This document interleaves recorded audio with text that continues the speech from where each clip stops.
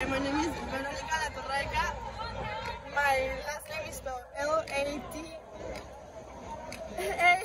Alright, stop. Alright, go again. Okay, hi, my name is Veronica Latorraica and my last name is spelled A-L-A-T-O-R-R-A-C-A.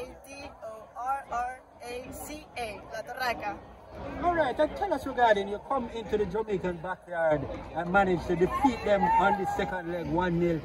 Tell us the instruction from the coach going into this very important second leg game. Well, the instructions come all the way back from our country in Panama. We've been training so hard for the last few months, and we traveled all the way here, and we have trained all day, every day, all the time, and it really is all a result from hard work and teamwork. We are a family, and really this feeling is incredible. I'm speechless. This is so amazing, and it's all due to hard work, teamwork, and all because of this family.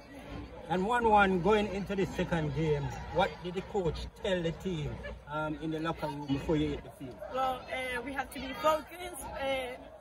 He reminded us of everything we have come through, and really we just have to leave it all in the game and give our 100% and even more. It was everything. We had to leave it all or go home.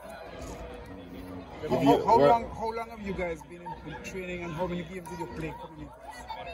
Well, we came subcampeonas in UNCAP, and we've been training all through long. It's been like 7 months, and it's every day of the week, and it's very tiring, but it's all worth it for this moment, this feeling.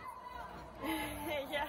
So did you guys expect to beat the Jamaica team? What were your confidence like coming in? I don't know how to say it in English, but uno no se puede confiar.